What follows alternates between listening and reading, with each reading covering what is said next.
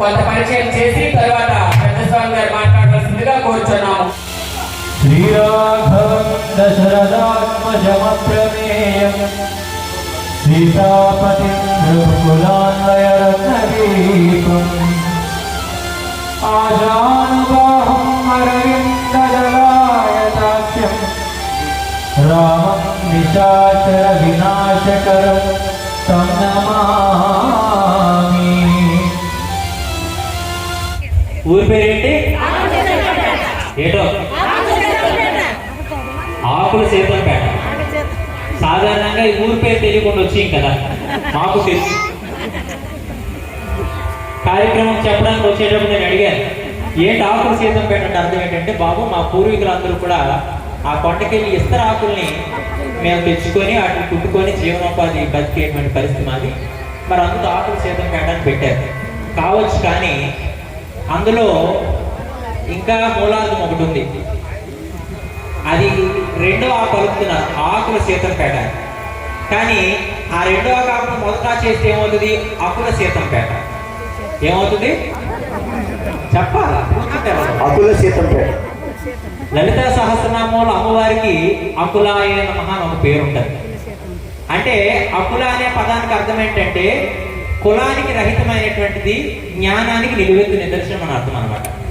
అంటే ఆకుల సీతంపేట అంటే అర్థం ఏంటంటే కులమతాలకు అతీతంగా ఉండేటువంటి జ్ఞానం పొందినటువంటి ఆ యొక్క సీతారాముడు ఉండేటువంటి గ్రామమే ఆకుల సీతంపేట అనమాట. మరి చెప్పడం కూడా లేదు ఏంటది? కులమతాలకు అతీతమైనటువంటి జ్ఞాన స్వరూపుడైనటువంటి సీతారామచంద్రుడు ఉండేటువంటి గ్రామం అకుల సీతంపేట అన్నమాట. అర్థమవుతుందా? మరి ఇంత గొప్ప శక్తి ఈ గ్రామంలో ఉంది కాబట్టి, పేరులో ఉంది కాబట్టి మీ అందరూ కూడా ఇంత చక్కగా కూర్చున్నారు. మరి మేము కూడా మీ అందరితో కూడా కొంతసేపు గడవదామని ఆలోచనకు వచ్చాం. మరి నేనైతే అనుకున్నాను, ఏంటి పల్లె ప్రాంతం కదా, అంత రెస్పాన్స్ ఉండదేమో, ఎవరి మట్టుగాలో ఆ ఇంటి మేళ మీద ఆటి నుంచి చూస్తారేమో అనుకున్నాను. కానీ మీ అందరినీ చూసిన తర్వాత నాకేమనిపిస్తుందనంటే, మీరందరూ ఓపికగా కూర్చుని రాత్రంతా కూడా రాముడి సేవలు తరిద్దాం అనిపిస్తుంది నాకైతే. మరి చేద్దాం. చప్పట్లు కొడతారు కానీ సరిగ్గా పని కాదు. 1 గంట 2 గంటలు కూర్చొని ఖాళీ అయిపోతుంది మన దగ్గర. ఇలాంటి ఏదో కార్యక్రమాలు చూసాం. పెద్ద స్వామి ఏం చేస్తారంటే, కొంత సమయాన్ని మాట్లాడి వారు బయలుదేరుతారు. వారు బయలుదేరిన తర్వాత మళ్ళీ మీ దగ్గరికి వస్తాను. అప్పుడు మిమ్మల్ని మళ్ళీ పట్టుపడతాను, మీకు చెప్పాల్సిన విషయాన్ని చెప్తాను, మళ్ళీ మనం మాట్లాడుకుందాం. అయితే మరి ఇప్పుడు మనం చేసుకుంటున్న కార్యక్రమం ఎవరి కోసం? సమాధానం చెప్పాలి. ఎవరి కోసం? టక్ సమాధానాలు వస్తేనే ఎవరి కోసం కదా. మరి ఇప్పుడు రాముడు రావాలి కదా, మరి రాముడు పిలుచుకోవాలా లేదా? మనం పిలుద్దామా? వందనం వందనం వందనం రామా, వందనం వందనం వందనం రామా,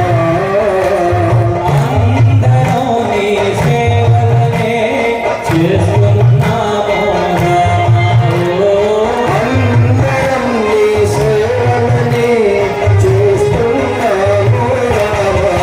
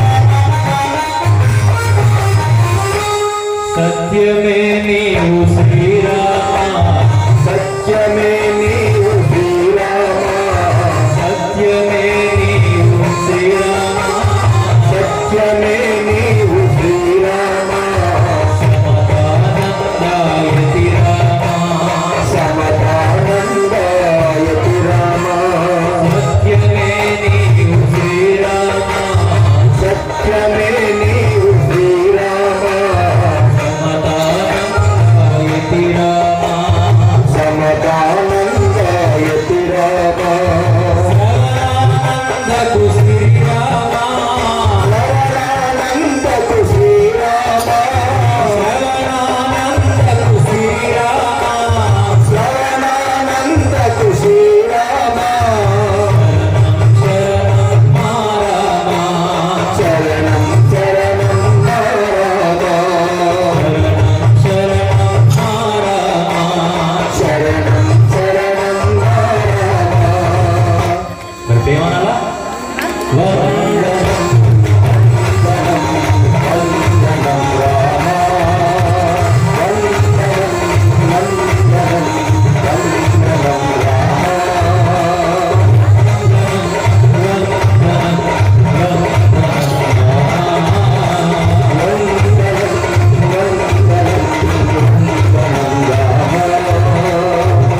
చేతులు నోరు అసలు పనిచేయట్లే.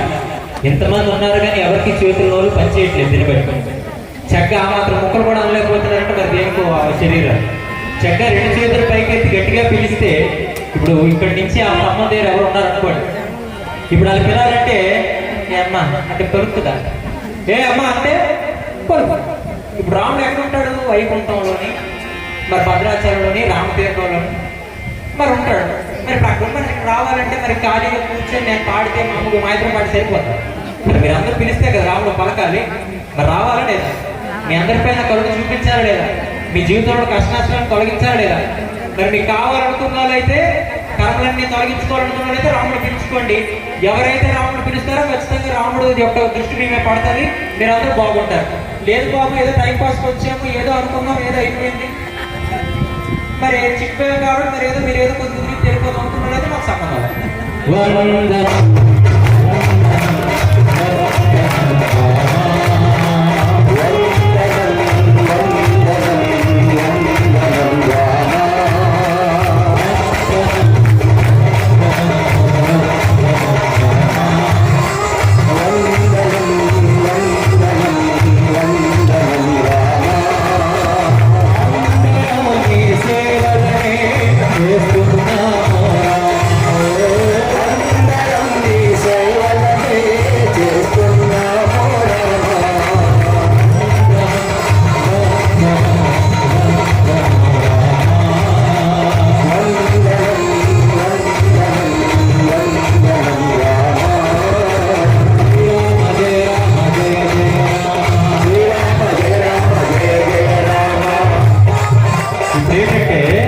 ఏంటంటే మేము రాసుకున్న పాట కాబట్టి మేము ఏదో కుమ్మకైపోయి పాడిస్తున్నాం అనుకోవచ్చు ఈ మాత్రం కూడా అనలేదు శ్రీరామ జయరామ జయ జయరామ మీరు అనకండి అలా అంటారు లేదు చూద్దాం శ్రీరామ జయ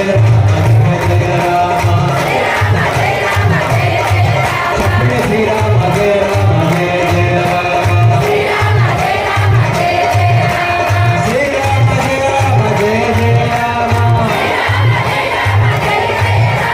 శ్రీరామ జయ రామ జయ జయ రామ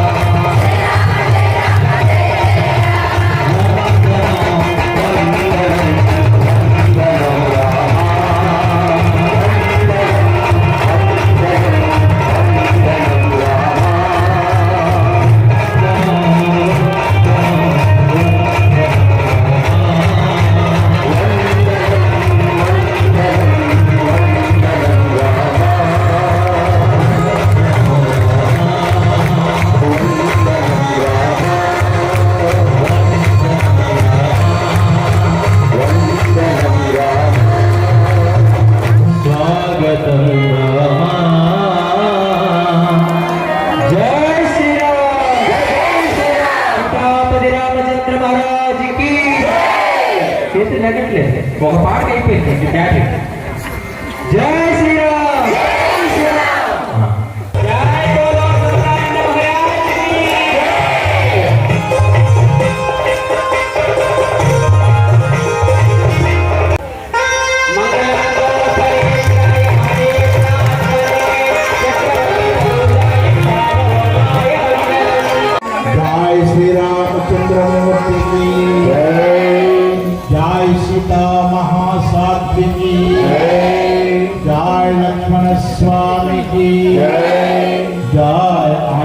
ఆంజనేయ స్వామికి.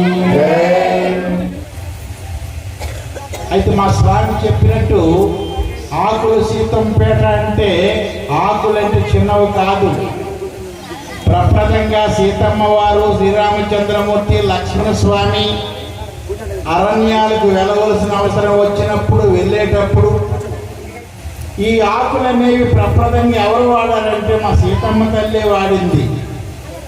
శ్రీరామచంద్రుడికి ప్రసాదం తయారు చేసి ఆ అడ్డాకులని తెచ్చి ఆ అడ్డాకులనే విస్తరాకులుగా కుట్టి శ్రీరామచంద్రమూర్తికి భోజనం పెట్టింది, లక్ష్మణస్వామికి భోజనం పెట్టింది, ఆయమ్మ కూడా పెట్టుకొని తిన్నది. అటువంటి పవిత్రమైనటువంటి ఆకులు కుట్టి మీరు కూడా ధరించారు. ఈ ఆకులు సీతంపేట కూడా ధరించారు. నిజంగా చెప్పాలంటే కరెంట్ అక్కడే ఉంది. ఆకుల సీతంపేట పేరు ఆ రోజు చెప్పేటప్పుడు నా శరీరం అంతా పులకించింది. ఎందుకంటే నేను పెరిగింది కూడా ఆ గిరిజన ప్రాంతాల్లోనే పెరిగాను.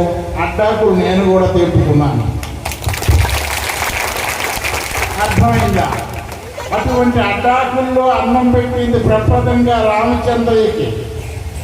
ఆ అడ్డాకుల్లో అన్నం పెట్టడం, విస్తరాకులు అనేవి ప్రప్రదంగా ఉండేవి. మనం ఏ కార్యక్రమాలు చేసినా విస్తరాకుల్లో భోజనాలు పెట్టడము, అరటాకుల్లో భోజనం పెట్టడము మన సనాతన సాంప్రదాయం. ఇప్పుడు ఏటో వచ్చినాయి అవి ఏంటవి?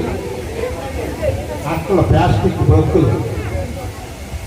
అవి వచ్చిన తర్వాత మనలోని సాంప్రదాయము, సనాతన ధర్మము, ఆకర్షణ, అనేకమైనటువంటి శక్తులు పోయాయి. ఇప్పుడు అనేకమైన రోగాలు వచ్చాయి. అడ్డాకుల మీద తింటే చాలా రోగాలు పోతాయి. సత్యం, ఇది అబద్ధం కాదు, నేను ఉన్నదే చెబుతున్నాను. అటువంటి ఆకులు సీతంపేటకి వచ్చినందుకు నాకెంతో ఆనందంగా ఉంది. అయితే మా చిన్నస్వామి కూడా మరి ఆసువుగా పాడేటటువంటి అలవాటు ఆయనకి ఎక్కువైపోయింది. నా అలవాటు ఆయన కూడా పట్టుకున్నాడు. మా వంశంలో అందరికీ అదే అలవాటు. అర్థమైందా? అయితే మరి పాటలంటే మీకు చాలా ఇష్టంగా అనిపిస్తుంది. మరి నేను కూడా ఒక పాట పాడాలి కదా. ఆకుల సీతంపేటలో వెలసిన శ్రీరామ, ఆకుల సీతంపేటలో వెలసిన శ్రీరామ, ఆకుల సీతంపేటలో వెలసిన శ్రీరామ, ఆకుల సీతంపేటలో వెలసిన శ్రీరామ,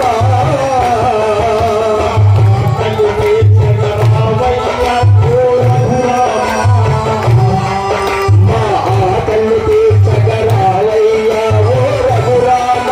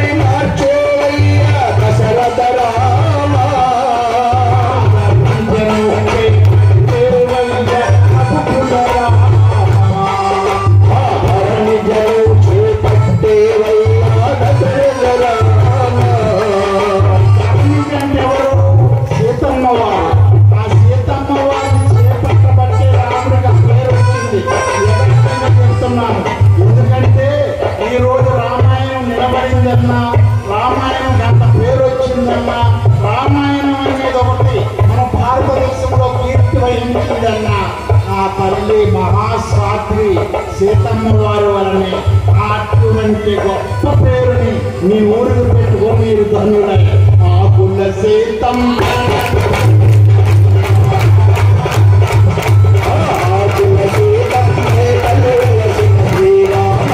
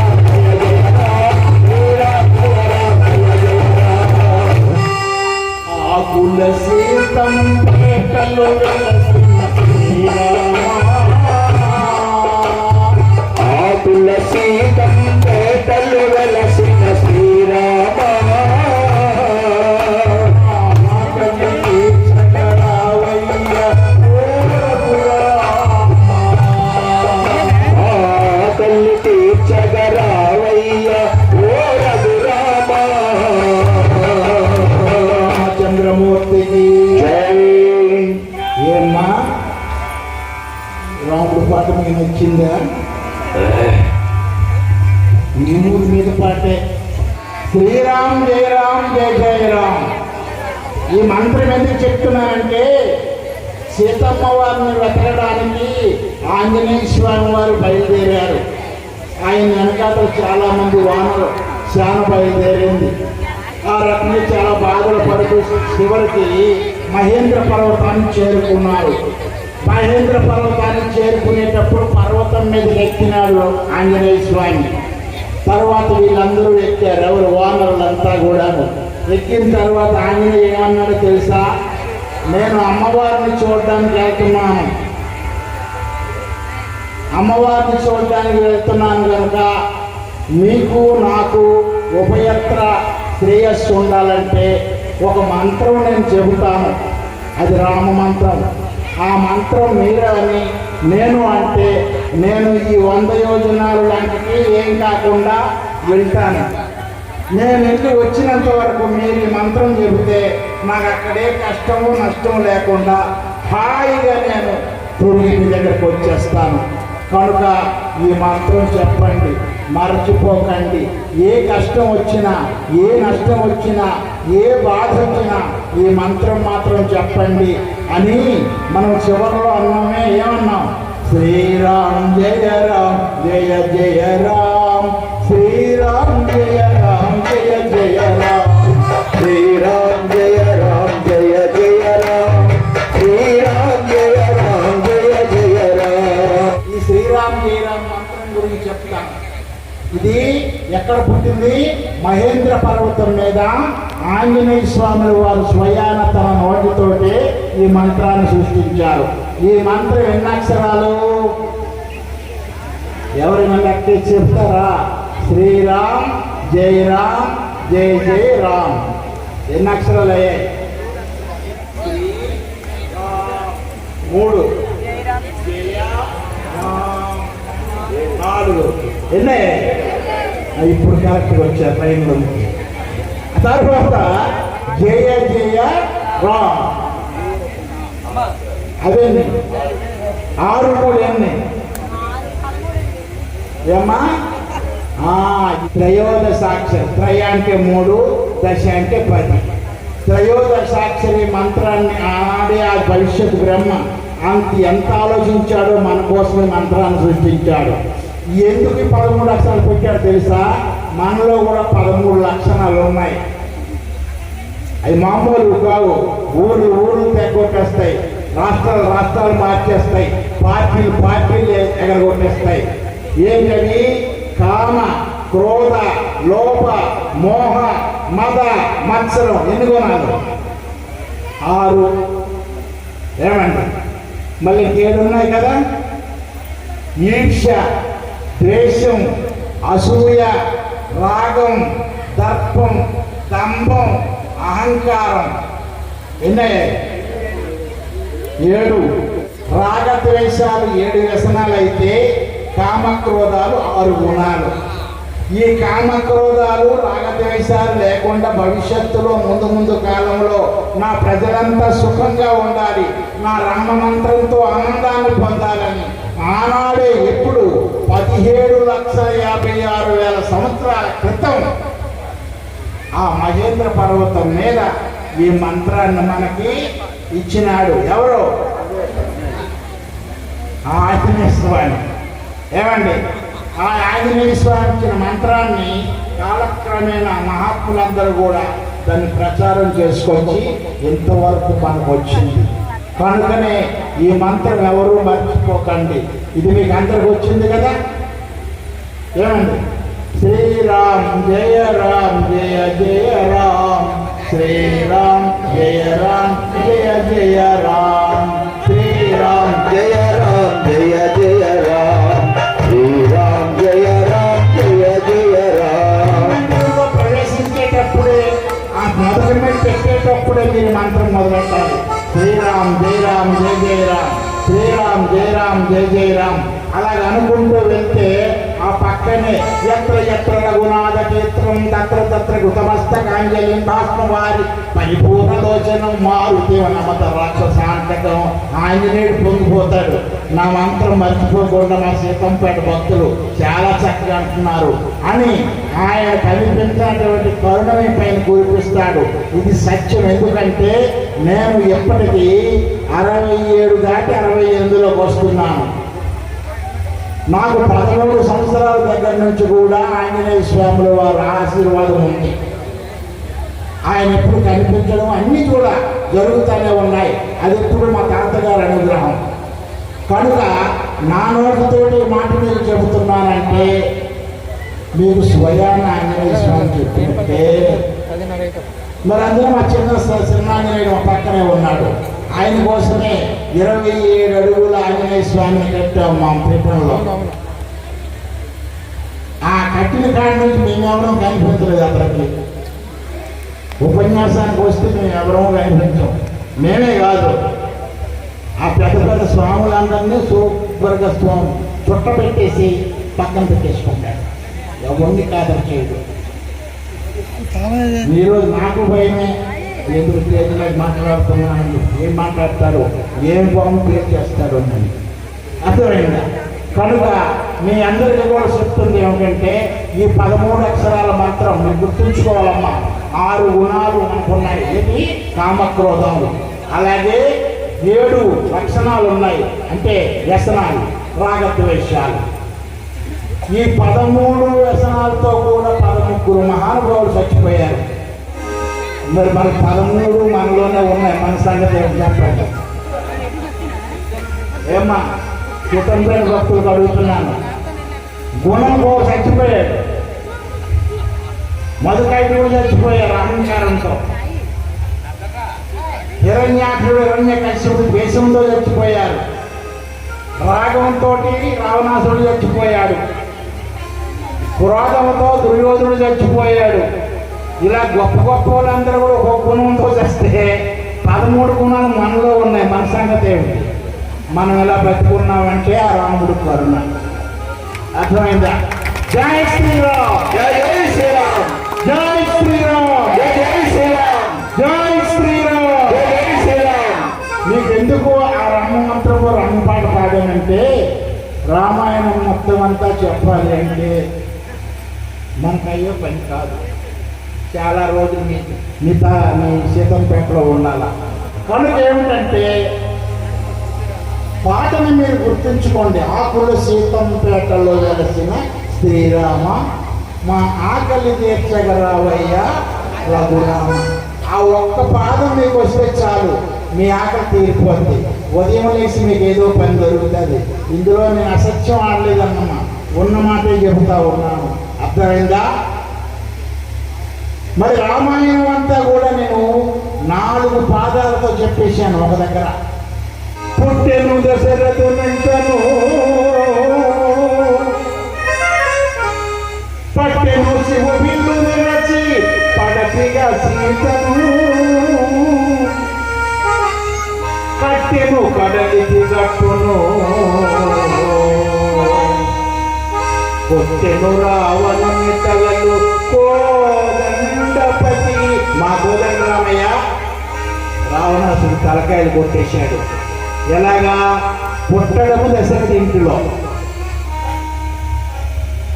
పుట్టగానే పట్టుకున్నాడు ధనువు. ఆ ధనువు పట్టడం అయిపోయిందంటే ఆ యొక్క విశ్వవిపుడైనటువంటి శివుని యొక్క విలుని అవలేలగా విడిచేశాడు. పట్టెను శివుని పడతిగా సీతమ్మను భార్యగా చేపట్టేశాడు. కట్టెను కడలికి గట్టును, చివరికి ఏం చేశాడు? కడలికి గట్టు కట్టాడు 100 యోజనాలు. కొట్టెను రావణుని తలలు కోదండపతి. కోదండమన్నటువంటి బాణంతో రావణాసురుడిని ఖండించాడు. అటువంటి కోదండ అని పేరుతో కోదండరాముని మీరు ఎక్కడ నిలుపుకున్నారు? ఇంకా రావణాసురుడు మీకేం చేస్తారు? రావణాసురుడు కాదు, రాక్షసులు ఎంతమంది వచ్చినా మీకేం. జై శ్రీరామ్, జై జై శ్రీరామ్. అర్థమైందా? 24,000 శ్లోకాలు రామాయణాన్ని ఒక 4 పాదాల కందపద్యంతో చెప్పాలంటే మాటలా చెప్పండి, సాధ్యం కాదు కదా. చదువుకునే వాళ్ళు చాలా మంది ఉన్నారు, సాధ్యం కాదు కదా. అయినా సరే సాధ్యమైందా లేదా? కనుక ఏమిటంటే మనం హాయిగా ఆనందంగా జీవించి భగవంతుడిలో కలిసిపోవాలి. మరి భగవంతుడిలో కలిసిపోవాలంటే ఏం చేయాలా? ఆ భగవంతుడు చెప్పిన మాటలనే మనలో గుర్తుపెట్టుకొని ఆ భగవంతుడికి సంబంధించినటువంటి విషయాలే మాట్లాడుకొని ఆ భగవంతుడు కథలే శ్రవణం చేసుకొని ఆ భగవంతుడు నామమే సంకీర్తన చేసుకొని అందులో అలా కలిసిపోతే మన జీవితం ధన్యమైపోతుంది. జై శ్రీరామచంద్రమూర్తికి జై శ్రీరామచంద్రమూర్తికి జై శ్రీరామచంద్రమూర్తికి. నా గురువు గారు చెప్పిన మాట, నాయన మాట ఏదనుకున్నామో ఆ మాటకు కట్టుబడాలి, మాటకు ఎప్పుడు తప్పిపోకూడదు అని గురువు గారు అన్నారు. ఆ మాట ప్రకారమే నేను ఉన్నాను. ఇప్పుడు నేను ఒక దాసుగా ముందుగా భజన చేసేవాడిని, తర్వాత కాలంలో కవిగా మారాను. 3,600 పాటలు రాశాను, 10,000 పద్యాలు రాశాను. ఇంకా చెప్పడానికి ఏమో అంతా అంతే. అర్థమైందా? ఇప్పుడు మహా దుర్గాపీఠానికి పీఠాధిపతిగా అయ్యి రాష్ట్రాల వారీగా అందరి చేత పూజలు అందుకుంటున్నాను. ఇదంతా ఎవరి వల్ల? గురుదేవుడు వల్ల, గురుదేవుడు ఇచ్చిన మాట వల్ల. కనుక దయచేసి ఆడిన మాట తప్పకండి, మాటను పాటించండి. ఇప్పుడు నేను మాట పాటించి పైకి చేస్తున్నాను సంవత్సరానికి, లేకపోతే ఇవ్వాల్సిన పని లేదు. నాకు 6 గంటల్లో మీరు పైకి ఇచ్చేయాలన్నారు. మరి ఇప్పుడు సమయం మించే ఉంటుంది, కానీ ఎంతైనా మాట్లాడటానికి నాకు ఇష్టమే. కానీ వార్ధక్యం అనేది కష్టం మీద పడింది. మాట్లాడే విధానం కూడా కొంచెం ఆపుకున్నాము. అందువలన కాస్త మాటలు పాడడానికైనా చెప్పడానికైనా కొంచెం కష్టంలా అప్పుడప్పుడు అనిపిస్తూ ఉంది. కనుక నేను మాట్లాడినా, మా చిన్నస్వామి మాట్లాడినా ఆ మాటలు నా మాటలే, నా దగ్గర మాటలు అవి కూడాను. అయితే అందులో కొంచెం మసాలా ఉంటుంది. నా దగ్గర తక్కువ మసాలా, అందుకని నేను కొద్దిగా ఆచి చేస్తాను మాటలు. అక్కడ మాత్రం అన్నీ ఉంటాయి, ఆల్మోస్ట్ అంతా. అర్థమైందా? కనుక చిన్నస్వామి మాటలన్నీ మీరు చక్కగా వినండి, పాటించండి. మీ సీతంపేటకు మళ్ళీ ఎప్పుడో యోగం కలిగితే తప్పకుండా నేను వస్తాను. నేను తీరా మీ అందరి దగ్గర అభిమానాన్ని పొంది మీ అందరికీ నా తపస్సులో 10% దానం చేసి మీ యొక్క అభిమానంతో నాకు సెలవిస్తే నేను పీఠానికి వెళ్తాను. మిగిలిన విషయం అంతా చిన్నస్వామి నడిపిస్తాడు. మరి మీ అందరూ కూడా నా యందు అభిమానంతో మీ అందరూ కూడా సీతమ్మలైపోయి నన్ను ఆశీర్వదిస్తే నేను హాయిగా వెళ్ళి వస్తాను. జై శ్రీరామచంద్రమూర్తికి, సీతామహాసాధ్వికి, లక్ష్మణ స్వామికి, ఆంజనేయ స్వాముల వారికి, భక్త మండలికి.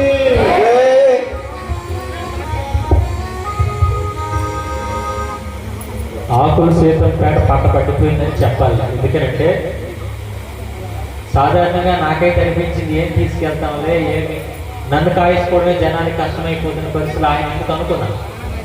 కానీ నిజంగా ఆ సీతమ్మ, రామచంద్రుడు, ఆంజనేయ స్వామి అందరూ కూడా ఈ గ్రామం పైన ప్రత్యేక దృష్టి పెట్టారు కాబట్టి పెద్ద స్వామి తీసుకురావడం. ఎప్పుడైతే గురువుల యొక్క కంటి దృష్టి మన మీద పడుతుందో మనలో 30% పాపకర్మలన్నీ తొలగిపోతాయి. ఎప్పుడైతే మహాత్ముల యొక్క మాటలు వింటామో 60% పోతాయి. పొరపాటున ఆయన చెయ్యి ఏదైనా తగిలినా, కాలు తగులుకున్నా, స్పర్శ జరిగినా 90% పోతాయి. మిగిలిన 10 ఎక్కడ పోతాయి అంటే వారు చెప్పిన మాటలు పాటించినప్పుడు పోతాయి. ఈరోజు ఆయన అందరిపైన దృష్టి పెట్టారు. మరి స్పర్శ జరగకపోయినా కూడా ఆయన చూసే చూపులని అందరి తలపైన చేయి తగిలింది కాబట్టి మీ అందరూ కూడా ఆయన ప్రతినిధిగా ఉంటే నేను చెప్పిన మాటలు కూడా పాటించగలిగితే మీ జీవితంలో నిండుగా 3 పూల 6 కాయలు ఉంటారు. అందుకు స్వామీజీ వారు బయలుదేరుతారు. భక్తి అనేటువంటిది మీరు నిరూపించుకోవాలంటే ఆయన అలా కాలేజ్ నుంచి వస్తాను, మళ్ళీ కూర్చొని మనం మాట్లాడుకుంటాం. ఉంటారా, వెళ్ళిపోతారా? అక్కడ ఎక్కడున్నా ఇటు లేవు కదా. నేను అంటే సరిగ్గా అటు పోతే బాధ, నాకేం బాధలే. సన్యాసులుగా వచ్చేవారు ఏం ఆలోచిస్తారంటే, మేము సంసారాల్లో పడితే కేవలం గిరి చేసుకున్నటువంటి 40-50 మంది లేకపోతే 100 మంది మా కుటుంబ సభ్యులు అవుతారు. కానీ అలా కాకుండా ఆ కంచికి పక్కన పెట్టేసి సన్యాసానికి వస్తే ఎవరైతే మమ్మల్ని ఆశ్రయిస్తారో, ఎవరైతే మమ్మల్ని అభిమానిస్తారో వారందరూ మా కుటుంబ సభ్యులు అవుతారు. వారందరితో కలిసికట్టుగా జీవించి ఆ యొక్క ధార్మిక సేవలు తరించి శరీరాన్ని అంకితం చేద్దాం అనుకుంటాం. కాబట్టి నేను మిమ్మల్ని అందరి కుటుంబ సభ్యులు అనుకుంటున్నాను. ఈరోజు నన్ను నీ కుటుంబ సభ్యులు అనుకుంటే ఆ మాటలు విన్నారు, కూర్చోండి. లేదు బాగుండకూడదంటే ఏమంటారు? మన వల్ల ఎవరికైనా అవసరం ఉంది అంటే వారు మన కుటుంబ సభ్యులు కాకపోయినా, మన కుల సభ్యులు కాకపోయినా, మన వారు కాకపోయినా మనకు తోచిన సహాయాన్ని మనం చేయాలనేటువంటి నిస్వార్థ భావన మనం అలవాటు పెట్టుకోవాలి. ఈరోజు ఎవరికైనా ఉందా? కష్టంలో ఎవరో ఉన్నారంటే కనీసం ఒకప్పుడు ఒక బియ్యం బస్తాలు, పళ్ళు, పలహారాలు ఏది లేక కనీసం పలకరించి కష్టాలు ఎల్లకాలు పోవు, బాగానే ఉందని చెప్పి మాట భరోసా ఇచ్చేవారు. ఇప్పుడు అది లేదు. అది లేదు సరి కదా. ఇంట్లో ఉన్న తల్లిదండ్రులు ఓల్డేజ్ హోమ్లు వేసేస్తున్నారు, పిల్లలనేమో హాస్టల్ వేసేస్తున్నారు. ఆఖరికి ఎవరికి వారు ఏమన్నా తీరేలాగా అర్థం లేని వ్యర్థం జీవితం గడుపుతున్నారు. ఇది ఒక ఎత్తు అయితే, ఇంటికి వస్తాడు ఉదయం అయ్యేసరికి భవతి భిక్షా దేహని చెప్పి పుష్టివాడు దరిద్ర నారాయణ. ఇంట్లో జనమంతా ఉన్నా కూడా వెళ్ళేలో అటు తిరిగి రా అంటారు, మళ్ళీ రా అంటారు. అంటే కనీసం ముష్టివాడికి కూడా పిడికిడు, ముష్టి అంటే పిడికిడు, ఆ పిడికిడు అన్నం పెట్టే పరిస్థితి కూడా మనం లేదు. సరే లేదు, వాడంటే సులభంగా కనిపించాడు, దరిద్రుడు కాబట్టి వారికి పెట్టలేదు, సంతోషం.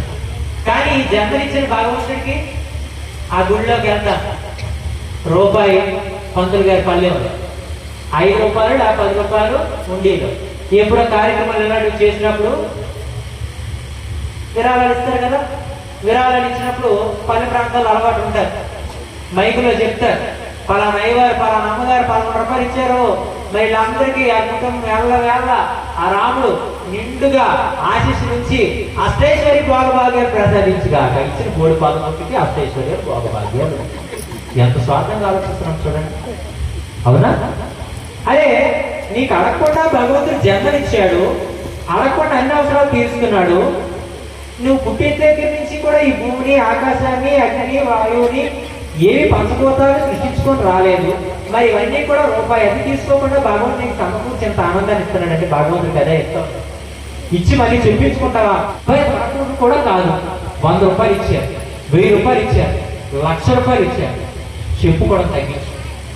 నేను చేసినటువంటి దానం మనుషులకు తెలియక్కర్లేదు, దైవానికి తెలిస్తే చాలు అనేటువంటి విశ్వాస భావానికి ఎప్పుడైతే వచ్చారో మీరు ఇచ్చినటువంటి 1,00,000, 2 లక్షలుగా తిరిగి దైవం మీకు ఇస్తారు. ఈరోజు ఏ మనిషి అయినా కూడా ఈ సత్యము ధర్మం అనే దాన్ని కట్టుబడి బ్రతుకుతున్నాడా అని మిమ్మల్ని ప్రశ్నిస్తున్నాను. ఉన్నారు ఎవరైనా? చేతులెత్తండి. బాబు మేము పొరపాటును కూడా ఎవ్వరికి కీడు చేయలేదు. ఏ అమ్మని ఏ బాబుని అనవసరంగా మేము ఒక మాట అనలేదు. మాకు కానిది మేము ముట్టలేదు, మాకు అనవసరం విషయం దూరలేదన్నోడు కానీ చెయ్యెత్తితే ఇప్పుడు ఇదే సింహాసనం మీద కూర్చొని శ్రవణ చైతన్య స్వామి గొప్పోడు అనుకుంటారు కాదా? సాధువులు సన్యాసుల యొక్క చూపు పడితేనే ముట్టుకుంటేనే ఆశీర్వాదం అనుకుంటున్నారు కదా. మరి అందుకు నేను ధరించినటువంటి ఇదే కండువా తీసి మీకు సత్కారం చేస్తాను, లేదంటే ఎవరు అంటారా? చాలా స్వాగతం స్వామి, ఏదో ఈ జన్మనిచ్చావు, నీ దర్శనం భాగ్యం కలిగింది ఈనాటికి. ఈ శరీరం ఎప్పుడు పోతుందో తెలియదు, కానీ ఆ కోరి చివక్షణం వరకు కూడా నిన్ను దర్శించుకొని ఆ కోరిన వాళ్ళలో కూడా నీ మాట నా నోటికి చూస్తే చాలని ఎవరైనా కోరుకుంటారా? అలాగే ఉంటే ఇలాంటి చూస్తాం. ఇదే కండువా చూడండి, కండువా ఖర్చు చూసి మాట్లాడు ఉంటారా? కింద వెళ్ళిపోయే స్వామి నాకు ఆరోగ్యం బాగుంది, మా భర్త పెంచిన డబ్బులు వచ్చి, నా కొడుకు పెళ్ళి అయిపోయి, కూతురు ఉద్యోగం వచ్చి, సెల్లది అయిపోయి, ఇది అయిపోయి, గాంజం పడిపోయారు, లాడేది అయిపోయాలి, నాకు కలిసిపోయారు, లిస్టు లిస్టు అవి ఎంతవరకు గుర్తుంచుకుంటారు? పాడికి వెళ్ళిపోతారు పాటలు. అవునా? అవునా కాదు?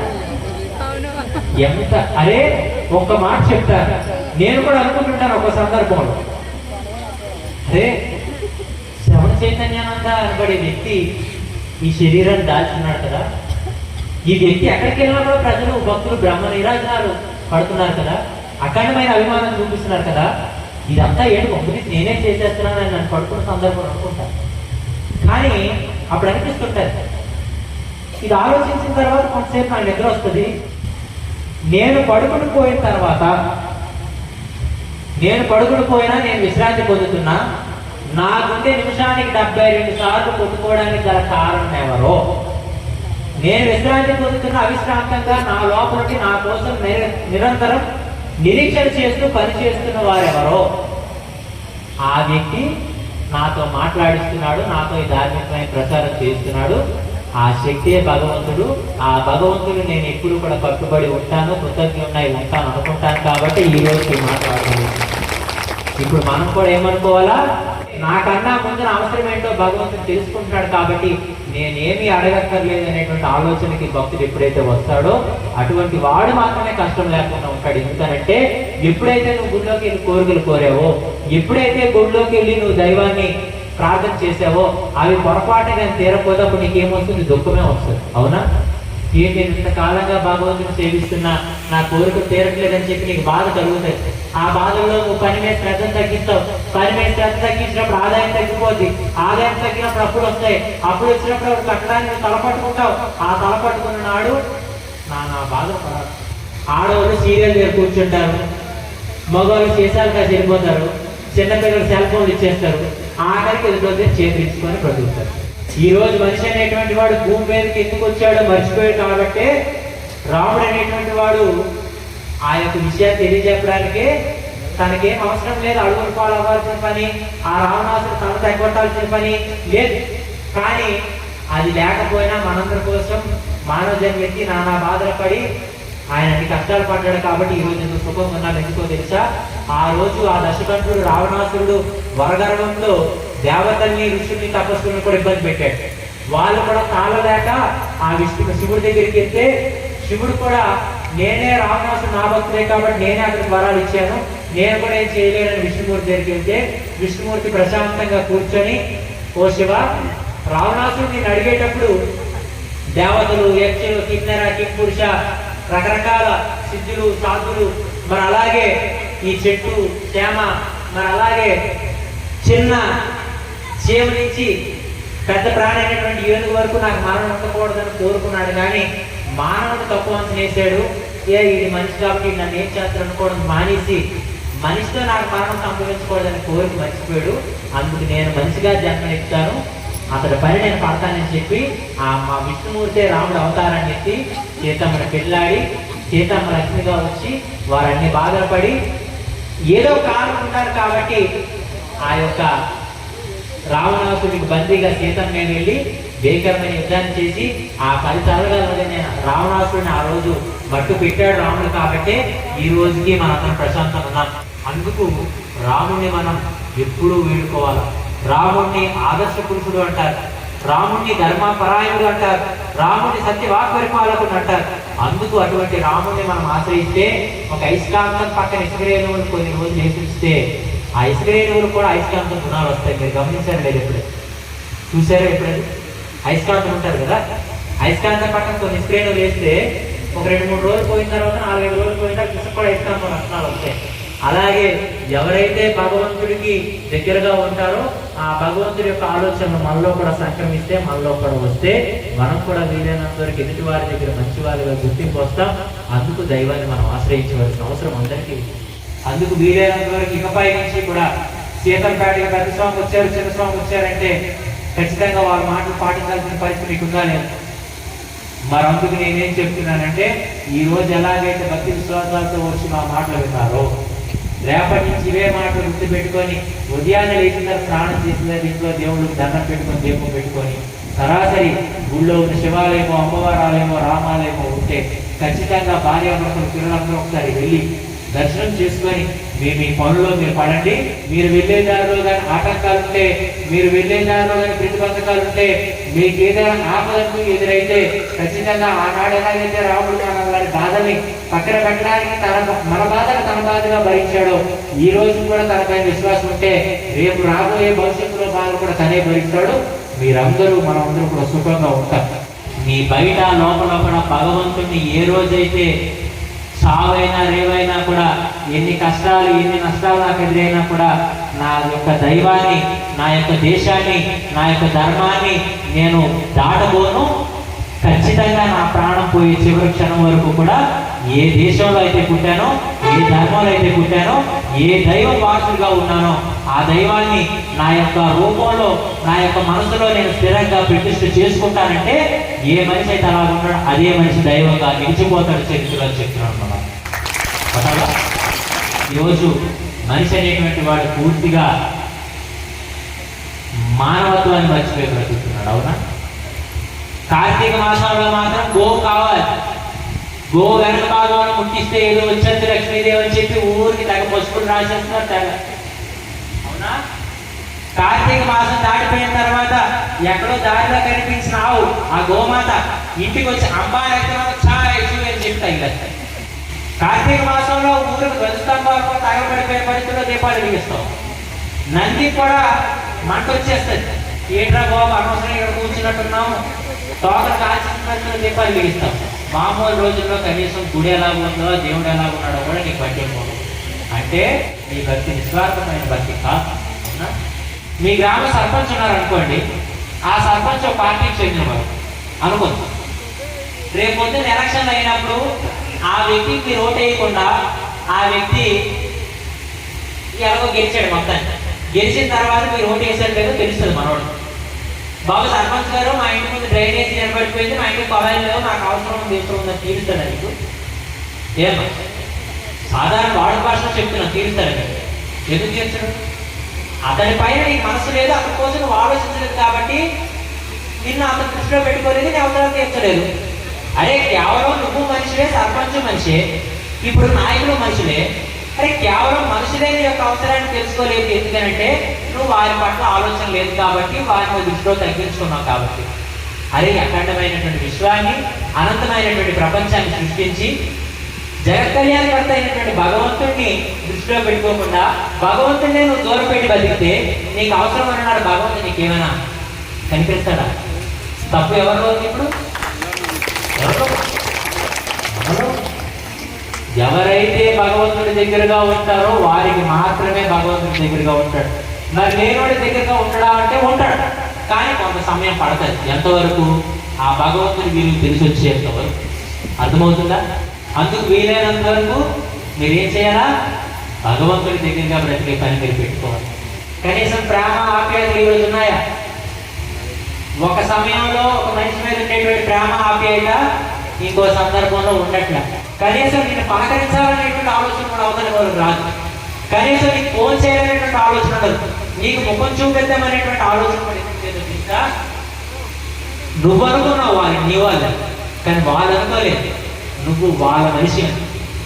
అంటే నువ్వు మనుషులమైన ప్రేమ పెంచుకొని దైవానికి దూరం అయిపోతున్నావు కాబట్టి తలపట్టుకొని కూర్చోవచ్చు పరిస్థితి వస్తుంది. అందుకు మనుషుల పట్ల నువ్వు దృష్టి తగ్గించుకొని దైవంతో ఎప్పుడైతే నువ్వు అనుసంధానం కాగలుగుతావో నువ్వు అనుకోవక్కర్లే వీళ్ళు నా వాళ్ళు, వీళ్ళు నా కుటుంబ సభ్యులని చెప్పి. ఎప్పుడైతే నువ్వు ఇంటి నుంచి గడప దాటి బయటికి వెళ్తావో నీ ముఖం చూడగానే నీ పైన ఎగబడిపోతారు. ఈ వ్యక్తితో నేనుంటే నేను మంచిగా అవుతాను, ఈ వ్యక్తితో నేనుంటే నా జీవితానికి ఒక అర్థం వస్తుందని చెప్పి ఎగబడిపోతారు.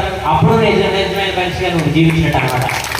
ఈరోజు మనుషులు మానవ సంబంధాలు కొంతవరకు ఉంటాయి, కానీ వీలైనంత వరకు మన జీవితం అనేటువంటి సమాజానికి అంకితం కావాలని చెప్పి ఆ కుటుంబాన్ని కొంతవరకు పక్కన పెట్టుకొని సమాజమే నా కుటుంబం అనుకున్నాను కాబట్టి ఈరోజు సమాజంలో శ్రవణ చైతన్యాన్ని అనబడేటువంటి వ్యక్తి ఈరోజు మీ అందరితో కూడా ఇంత సన్నిహితంగా ఇంత ఆప్యాయంగా మాట్లాడగలిగే స్థితి ఎందుకు వచ్చిందంటే ఆ దైవానికి అనుసంధానం కాబట్టి. అందుకు మీరందరూ కూడా దైవానికి దగ్గర కావాలి. అర్థమవుతుందా? ఈరోజు ముఖ్యంగా మనం చెడిపోతుంది ఎక్కడంటే పనికొచ్చే విషయాల పైన మనం మనసును పెట్టట్లేదు.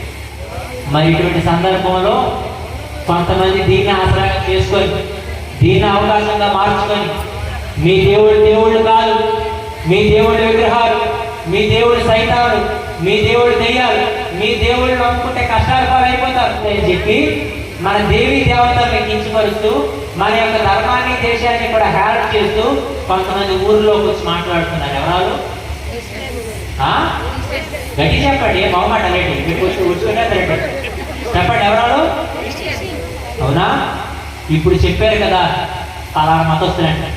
ఏ రోజైనా వాళ్ళు మీ ఇంటి ముందు నుంచి ఇలా వెళ్తూ మా దేవుడు మీకోసం లీటర్ తక్కువ ఇచ్చాడు, మా దేవుడు మీకోసం ప్రాణాలు ఇచ్చేసాడు, మా దేవుడు మీకోసం తన శరీరాన్ని త్యాగం చేశాడు, అలాంటి అనుకోండి మీ దేవుడు విగ్రహారాధకులు, మీరు అలా పాపాత్ములు, మీరు ప్రసాదాలు ముట్టుకుంటే మీకు పాపాలు అనుకుంటే అంటే ఏ రోజైనా నువ్వు గడప దాటి వెళ్ళాలి. రోజు అడిగా ఏమ్మా అడిగారు ఏ రోజైనా వెళ్ళి అడగ అలాంటి మనకి మరి చెడ్డ అయిపోతుంది కదా దగ్గర, అంతేనా?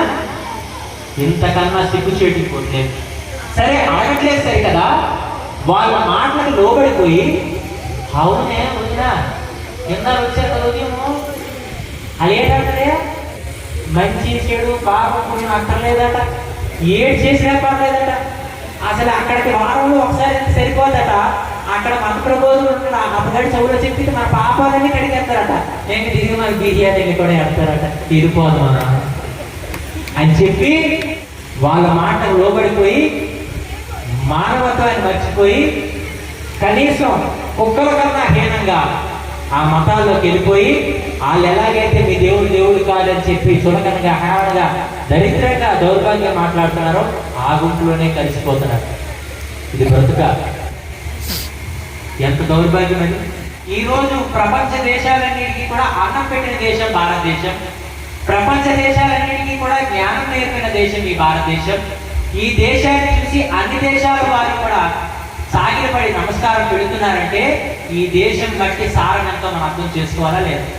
మరి ఈ దేశంలో భారతీయులుగా, ఈ దేశంలో హిందువులుగా పుట్టిన మనకి మతాలు మార్చుకొని ఇంకో దేవుడు నమ్మాల్సిన పని ఏమైనా ఉందా అని అడుగుతున్నాను. ఉంటుందా? లేదు కదా. మరి చాలా మంది ఎందుకు మతాలు మారిపోతున్నారు? అలా చేయకూడదు. వీలైనంత వరకు కూడా ఇటువంటి ఉపన్యాసాలు, ధార్మిక కార్యక్రమాలు ఎక్కువ చేయాలనంటే కొన్ని విషయాలు మనం తెలుసుకొని వాటిని దృష్టిలో పెట్టుకొని రేపందరూ జీవితంలో మనకి ఎప్పుడైనా ఇటువంటి సందర్భాలు ఎదురైతే ఆ సంఘటనలో మనం ఆ సమస్యలను ఎదుర్కోవడానికి ఉపయోగపడతాయని చెప్పి పెద్ద వ్యక్తులను తీసుకొచ్చి మాట్లాడిస్తారు. అలాంటి ఆలోచన వచ్చింది కాబట్టి కొంతమంది పెద్దలకి ఈరోజు మనం అంతా కూడా కొన్ని విషయాలు తెలుసుకోగలిగాం. అందుకు వీలైనంత వరకు రేపటి నుంచి మీకు 2 పనులు. ఒకటి, మీరు దారి తప్పుకోకుండా బ్రతకడం. రెండు మీకు దగ్గరగా ఉన్న వారి దారి తప్పిపోకుండా క్రమంగా జీవించేటట్టుగా నడపండి. అందుకు మీరేం చేయాలా? వీలైనంత వరకు రామున్నో, కృష్ణున్నో, శివున్నో, అమ్మవారిలో ఏ దైవాన్నైనా వేడుకుంటూ చచ్చేంత వరకు కూడా ఈ కట్టెలో కాళ్ళంత వరకు, ఈ మట్టిలో కలిసినంత వరకు కూడా నేను భారతీయుడిగానే, హిందువుడిగానే కొనసాగుతాను. నాతో పాటు నా కుటుంబాన్ని, వీరైతే నన్ను ఆశ్రయించిన వారందరినీ కూడా అదే రకంగా నడుస్తాననేటువంటి కంకణ పద్ధతులు అడగాలి. సమాజాన్ని మనం గమనిస్తూ ఉన్నాం. ఎంత సమస్యాత్మకంగా ఉంది అనండి సమాజం. కనీసం ఇంట్లో ఒక ఆడపిల్ల ఒంటరిగా కూర్చోవాలన్నా కూడా పట్టుకొని కూర్చోవలసిన పరిస్థితి వచ్చింది. అవునా? ఒక గుణవంతుడైనటువంటి ఒక మగవాడు బయటికి వెళ్తే కారణం లేకుండా తాను తప్పు చేయకపోయినా కూడా విమర్శలు ఎదురయ్యే పరిస్థితి ఈరోజు. క్షణం కూడా బిక్కున బ్రతికేటువంటి సందర్భాలు ఈరోజున్నాయి. మనం ఎంత మంచిగా బ్రతుకుతున్నా కూడా మన కోసం చెడుగా ప్రబోధనలు చేసేటువంటి వాళ్ళు ఉన్నారు. మనం ఎంత మంచిగా జీవిస్తున్నా, ఎంత బాగా ఎదుటి వారికి ఇబ్బంది పెట్టకుండా ఉంటున్నా కూడా మనల్ని విమర్శించేటువంటి వాళ్ళు ఎదురవుతున్నారు. అందుకు మనుషులందరూ కూడా ఇప్పుడు ఎలా తయారయ్యారంటే తొందరతనానికి అలవాటు పడ్డారు. క్షణికమైనటువంటి ఆలోచనలు దగ్గరైపోతున్నారు. పనికొచ్చిందేదో, పనికి మాలదేదో, జీవితాన్ని బాగుపెట్టేదేదో, చెడగొట్టేదేదోటువంటి ఆలోచనలు కూడా పక్కన పెట్టేసి ఈరోజు ఎంత దౌర్భాగ్యం అనంటే వయసులో ఉన్న పిల్లలు కూడా వ్యసనాలకు దగ్గరైపోయి తల్లిదండ్రులు కూడా తనేటువంటి పరిస్థితి దిగజారిపోయారు. మరి ఇటువంటి సందర్భాల్లో మనకి దారి ఒకటి కావాలా లేదా? మనకి దారిని చూపించేటువంటి దిక్సూచి ఒకటి కావాలా లేదా? అందులో దిక్సూచి ఎవరై ఉండాలి? ఆ దైవం అయి ఉండాలి. దిక్కుతో చలేదు, దారి కానరాదు, దేవా భారము నీదే, లోకములే దేవుడవైతే నాపై కరుణా నువ్వు కురిపిస్తే నా యాత్రలో తోడువై నడిపించు, చేతిని విడబోకు కాదని అనమాకు, నీ చరణములే విడను నేను చితి చేరే వరకు. దిక్కుతో చలేదు, దారి కానరాదు, దేవా భారము నీదే, లోకములే దేవుడవైతే నాపై కరుణా నువ్వు కురిపిస్తే నా యాత్రలో తోడువై నడిపించు, చేతిని విడబోకు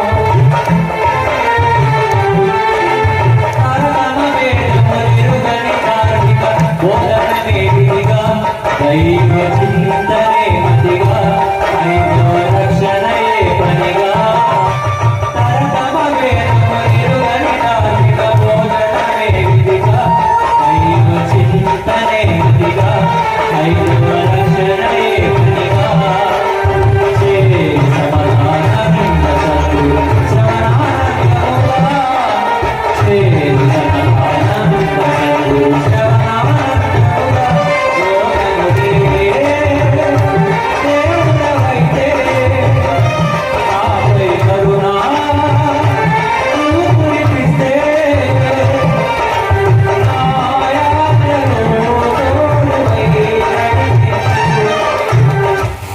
చేతిని విడబోకు ఓ భగవంతుడు, నా ప్రేమను విడిచిపెట్టే ఈ ప్రపంచం అంతా కూడా చీకటిమయం. నాకు దారి కనిపించదు కాబట్టి నాకు తోడుగా నువ్వు నడిపించాను.